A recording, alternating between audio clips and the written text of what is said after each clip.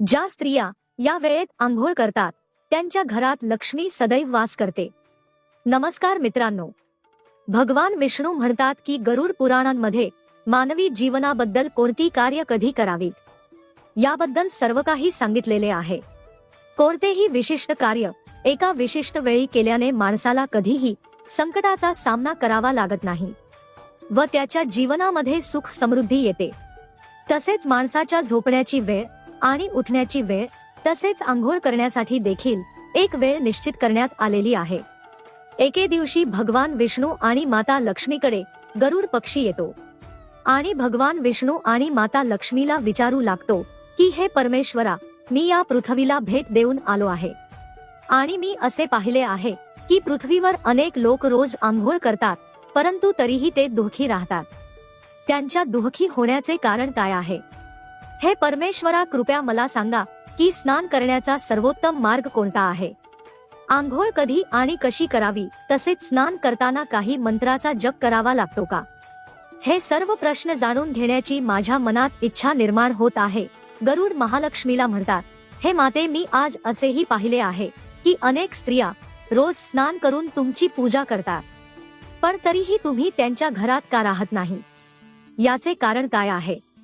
हे प्रश्न गरुडजी विचारतात। तेव्हा भगवान विष्णू म्हणतात, पक्ष्यांचा राजा गरुड, तू आज या जगाच्या कल्याणासाठी योग्य प्रश्न विचारला आहेस। हे गरुडा, आंघोळ करणे फार महत्त्वाचे आहे। या गोष्टी आपल्याला अगदी सामान्य, साध्या आणि सोप्या वाटतात, परंतु आपल्या पूर्वापार चालत आलेल्या प्रत्येक बाबींमध्ये काहीतरी अर्थ दडलेला आहे। आपण त्या गोष्टीकडे लक्ष देत नाही, त्यामागील शास्त्र काय आहे हे देखील समजून घेत नाही। आंघोळीने शरीर शुद्ध होते आणि मनुष्य पूजा आदी कर्मकांड करण्यास पात्र होतो, त्यामुळे माणसाने रोज आंघोळ करावी। तुमच्या सर्व प्रश्नांची उत्तरे मी तुम्हाला एका कथेतून सांगणार आहे, तुम्ही लक्षपूर्वक ऐका। या कथेत तुम्हाला तुमच्या सर्व प्रश्नांची उत्तर मिळतील। असे सांगून भगवान विष्णूंनी गरुडजींना स्नानाचे महत्त्व सांगणारी एक कथा सांगण्यास सुरुवात केली, जी सर्व मानवांनी लक्षपूर्वक ऐकली पाहिजे। ही कथा श्रवण केल्याने मनुष्याला शेकडो तीर्थक्षेत्री स्नान करण्याचे पुण्य प्राप्त होते, म्हणून तुम्ही सर्वांनी ही कथा पूर्णपणे ऐकावी। पण त्याआधी व्हिडिओमध्ये पुढे जाण्याआधी जर तुम्हालाही भगवान विष्णूचा आशीर्वाद हवा असेल तर व्हिडिओ संपूर्ण पहा आणि चॅनलला सबस्क्राइब करून कमेंट बॉक्स मध्ये श्रीहरीचे नाव जरूर लिहा। मित्रांनो, भगवान विष्णू सांगतात, गरुडा, ही प्राचीन काळातील गोष्ट आहे। मध्य देशात एक अतिशय सुंदर शहर होते। तिथे एक श्रीमंत व्यापारी राहत होता। त्याला 3 मुली होत्या। त्याने आपल्या मुलींना कधीही काहीही कमी पडू दिले नाही। त्यांनी त्यांना मोठ्या प्रेमाने लाडाने वाढवले होते। त्यांच्या मुली स्वभावाने चंचल होत्या। मुलींसाठी वडिलांनी सर्व कर्तव्य पार पाडली, आपल्या मुलींना सर्व काही दिले, परंतु त्यांनी एक चूक केली, ती म्हणजे त्यांनी आपल्या मुलींना शास्त्राचे आणि योग्य संस्कार याचे ज्ञान दिले नाही। आयुष्यात सर्व काही मिळूनही त्यांच्या मुलींचे आयुष्य अपूर्ण होते आणि ज्ञानाशिवाय मनुष्य पूर्ण होत नाही। पैसा, संपत्ती आणि सौंदर्य असूनही प्रत्येक स्त्रीकडे जे असायला हवे ते म्हणजे ज्ञान, जे त्यांच्या मुलींकडे नव्हते। मग त्यांच्या 3ही मुली तरुण झाल्यानंतर शेठने आपल्या 3ही मुलींची लग्न एका चांगल्या कुटुंबात केली। 3ही मुलींचे पती मोठे उद्योगपती होते आणि ते सर्व आपापल्या राजवाड्यात राहायला गेले। तिथे त्यांचे स्वागत करण्यात आले। लग्नानंतरचे सर्व विधी पार पडले। तिघींचे सासरचे लोक त्यांचा आदर करत होते आणि त्या तिघीही इतरांशी प्रेमाने वागायच्या। सासरच्या घरी अगदी प्रेमाने राहू लागल्या, पण तिघीही सकाळी उशिरा उठायच्या, आंघोळ उशिरा करायच्या, कधी कधी आंघोळ करतात जेवायच्या, कधीही अवेळी पूजा करायच्या। सासूने त्यांना अनेक वेळा समजावून सांगण्याचा प्रयत्न केला, पण त्यांनी त्यांच्या सासूचे काहीच ऐकले नाही। पण जसा जसा वेळ निघून गेला तसतसा 3ही मुलींच्या सासरच्या घरात अडचणी निर्माण होऊ लागल्या। तिघीच्या पतींना व्यवसायात आर्थिक तोटा होऊ लागला आणि हळूहळू त्यांचा संपूर्ण व्यवसाय बुडू लागला। इतरांकडून कर्ज घेऊन व्यवसाय चालवायला सुरुवात केली, पण तरीही त्यांना तोटा सहन करावा लागला। त्यामुळे घरात सतत कलह होत होता, पुन्हा पुन्हा मारामारी होऊ लागली। जेव्हापासून या तिघी त्या घरात राहायला गेल्या होत्या तेव्हापासून त्यांच्या घरात संकटे येऊ लागली. तिन्ही बहिणींना त्यांच्या सासरच्या घरात पैशांची इतकी कमतरता होऊ लागली की त्यांच्या घरातून त्यांना सर्व काही गमवावे लागले आणि ते सर्व एका लहान घरात राहू लागल्या. परंतु तिघी बहिणींना तिथे राहणे पसंत नव्हते. त्यामुळे त्या तिघी बहिणी सासरचे घर सोडून माहेरी आल्या आणि वडिलांसोबत राहू लागल्या. परंतु घरी आल्यानंतर देखील त्यांच्या सवयी बदलल्या नाहीत. माहेरी तिन्ही बहिणी मोठ्या थाटामाटात जगू लागल्या. तिथेही तिघी उशिरा उठायच्या, उशिरा आंघोळ करायच्या, तर कधी आंघोळ देखील करायच्या नाही, तर कधी आंघोळ करता तसेच जेवण करायच्या. त्यामुळे त्यांच्या वडिलांनाही व्यवसायामध्ये तोटा होऊ लागला. त्यांची आर्थिक व्यवस्थाही लागली. मग एके दिवशी भगवान विष्णू साधूच्या रूपात त्यांच्या दारात आले. त्या साधूचे प्रेमाने पाय धुवून त्यांचे स्वागत केले. त्यांना नमस्कार केला. शेठ साधूच्या समोर आले आणि त्यांच्या बद्दलची संपूर्ण हकीकत साधू महाराजांना सांगितली. साधूने शेठच्या तिन्ही मुलींकडे पाहिल्याबरोबरच त्यांना संपूर्ण सत्य समजले. त्या तिन्ही बहिणींच्या भोवती नकारात्मक ऊर्जेचे वर्तुळ होते, जे त्यांच्या सोबत फिरत होते. त्या कुठेही गेल्यावर तरी ती नकारात्मक ऊर्जा त्यांची साथ सोडत नव्हती. साधू त्या शेठला म्हणाले, तुझ्या तिन्ही मुलींच्या सवयीमुळे त्यांच्या भोवती नकारात्मक ऊर्जेचे वर्तुळ आहे. या कारणास्तव त्या जिथे जात आहेत तिथे फक्त दुःख आणि संकट येत आहे. तुमच्या तिन्ही मुली खूप आळशी आहेत. त्या उशिरा उठतात, उशिरा आंघोळ करतात, आंघोळ करता जेवण करतात आणि त्यामुळे त्यांच्या आयुष्यात हे संकट येत आहेत. मग त्या साधूने त्या व्यापायाला आणि व्यापायाच्या मुलींना खूप महत्त्वाचे ज्ञान दिले आणि त्यांना दररोज त्यांचे पालन करण्यास सांगितले. भगवान विष्णू म्हणाले की स्नानाचे 4 प्रकार आहेत: ब्रह्मस्नान, देवस्नान, मानव स्नान आणि दानव स्नान. याचेही वर्गीकरण वेळेनुसार केले जाते. शास्त्रात ब्रह्ममुहूर्तावर स्नान करणे श्रेष्ठ मानले गेले आहे. ब्रह्ममुहूर्त म्हणजे रात्रीचा शेवटचा तास आणि सूर्योदयाच्या ठीक 1.5 किंवा 2 तास आधी असतो. पहाटे 4 ते 5 ही वेळ शास्त्रामध्ये दिवसाची सर्वोत्तम वेळ सांगितली आहे, कारण यावेळी वातावरणात अद्भुत आणि चमत्कारिक ऊर्जा असते.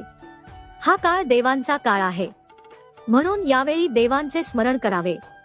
ब्रह्ममुहूर्तावर केलेल्या स्नानाला श्रेष्ठ स्नान मानले गेले आहे.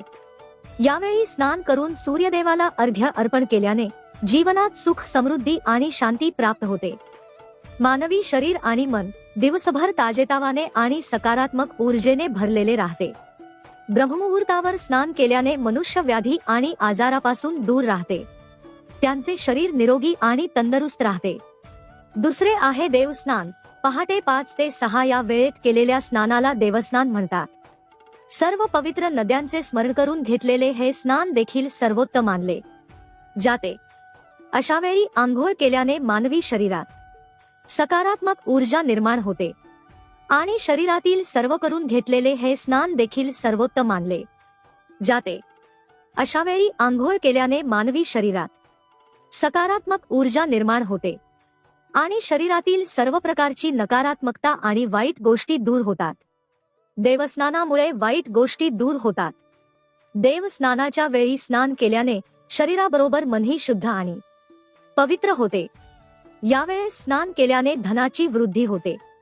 माणसाला सर्व सुख सोयी प्राप्त होतात. आकाशात तारे दिसतात. पहाटे केलेले स्नान ते सकाळी 6 ते 8 या वेळेत केले जाते. या वेळेत केलेल्या स्नानाला मानवी स्नान म्हणतात. हे सूर्योदयाच्या वेळी किंवा सूर्योदयानंतर केले जाते. या वेळेत स्नान करणे देखील चांगले मानले जाते. यामुळे शरीरात ताजेपणा आणि सकारात्मक ऊर्जा निर्माण होते, जी आपल्याला कोणतेही काम करण्यास प्रोत्साहित करते. परंतु सूर्य दिसल्यानंतर 2 तासांनी कधीही स्नान करू नये. ते म्हणजे चौथे स्नान, म्हणजे सकाळी 8 नंतर स्नान करणे, म्हणजे दानव स्नान सकाळी 8 ते 12 या वेळेत करतात. हे स्नान अयोग्य आहे. यावेळी वातावरणात असलेली दैवी शक्ती खूप कमी असते. त्यामुळे माणसामध्ये उत्साह राहत नसतो आणि ऊर्जेची कमतरता असते. त्यामुळे दिवसभर आळशीपणा जाणवतो. दिवसभर शरीरात सुस्ती जाणवते.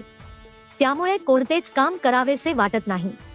सकाळी 8 नंतर स्नान केल्याने व्यक्तीच्या जीवनात अशुभता येते. त्यांच्या शरीरात नकारात्मक ऊर्जा राहू लागते. असा माणूस जिथे जातो तिथे दुर्दैव त्याची पाठ सोडत नाही. दुर्दैव हे त्यांच्या पाठोपाठ येते. तुझ्या 3 मुली सकाळी उशिरा आंघोळ करायच्या, त्यामुळे सासरची सर्व संपत्ती नष्ट झाली आणि आता तुमची मालमत्ता देखील नष्ट होत आहे.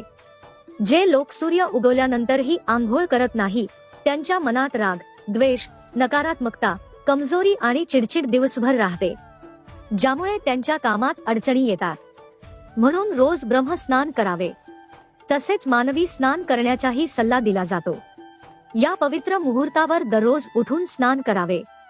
पूर्ण भक्ती भावाने देवाची आराधना, प्रार्थना, पठण व सूर्यदेवाला अर्घ्य अर्पण केल्याने आपले शरीर तसेच मन शुद्ध आणि पवित्र होते आणि आपल्या अनेक समस्या दूर होतात आणि आपल्यातील सर्व प्रकारची नकारात्मकता दूर होते आणि सुख समृद्धीचा मार्ग मोकळा होतो. संध्याकाळी आणि रात्री आवश्यक नसल्यास अजिबात स्नान करू नये. भगवान विष्णू म्हणतात, आता मी तुम्हाला अत्यंत महत्त्वाच्या मंत्राबद्दल सांगणार आहे, ज्याचा जप हा स्नान करताना करावा. म्हणून या मंत्राचा जप करत जो कोणी स्नान करतो, त्या क्षणी त्याची सर्व पाप नष्ट होतात. त्याचे दुर्दैव नष्ट होऊन त्याला सुख समृद्धी प्राप्त होते. तो मंत्र पुढीलप्रमाणे आहे, लक्षपूर्वक ऐका. गंगेच, यमुने, चैव गोदावरी, सरस्वती, नर्मदे, सिंधू, कावेरी जलेस्मिन सन्निधी कुरु. याचा अर्थ असा आहे, हे गंगा, यमुना, गोदावरी, सरस्वती, नर्मदा, सिंधू आणि कावेरी माता, तुम्ही सर्व माझ्या स्नानाच्या पाण्यात या मंत्राचा जप केल्याने सर्व तीर्थक्षेत्रात स्नान केल्याचे पुण्य प्राप्त होते. तर अशा प्रकारे भगवान विष्णूंनी साधूंच्या रूपात दर्शन देऊन त्या शेठला स्नानाचे महत्त्व सांगितले. तेव्हा शेठच्या 3 मुलींनाही आपली चूक समजली. त्या तिघीही आपल्या सासरच्या घरी राहायला गेल्या आणि भगवान विष्णूंनी सांगितलेले स्नानाचे सर्व नियम पाळू लागल्या. तिघी सकाळी ब्रह्ममुहूर्तावर उठून स्नान करून सूर्यदेवाला अर्घ्य देऊ लागल्या. रोज सकाळी आंघोळ केल्याने त्यांचे शरीर शुद्ध झाले आणि नकारात्मक ऊर्जा देखील हळूहळू नष्ट झाली. त्यांच्या पतीचा व्यवसाय चांगला चालू लागला आणि त्यांनी गमावलेले सर्व वैभव त्यांना परत मिळाले आणि तिघी बहिणी आनंदाने राहू लागल्या. आपल्या आयुष्यात आंघोळीला खूप महत्त्व आहे. आंघोळीनंतर केली जाणारी पूजा ही सुद्धा सकाळीच झाली पाहिजे, तरच त्याची शक्ती मिळेल. म्हणून मनुष्याने रात्री कितीही उशिरा झोपले किंवा कितीही काम असले तरीही लवकर उठून स्नान करावे. स्नान आणि देवपूजा ही वेळेतच झाली पाहिजे, तरच तिचा आपल्या जीवनात उपयोग होईल. कारण मनुष्य जे काही कर्म करतो त्या प्रत्येक कर्माला महत्त्व असते. म्हणून स्नान, देवपूजा या कर्मांना पण तितकेच महत्त्व आहे. त्यामुळे रोज सकाळी लवकर आंघोळ करावी. सकाळी 8 नंतर स्नान करणे अशुभ आहे. अशा प्रकारे भगवान विष्णूंनी गरुडजींना स्नानाचे महत्त्व सांगितले. आशा आहे की तुम्हाला देखील स्नानाचे महत्त्व पटले असेल. तर मित्रांनो, आपल्याला ही माहिती आवडल्यास लाईक आणि सबस्क्राईब चॅनेल नक्की करा.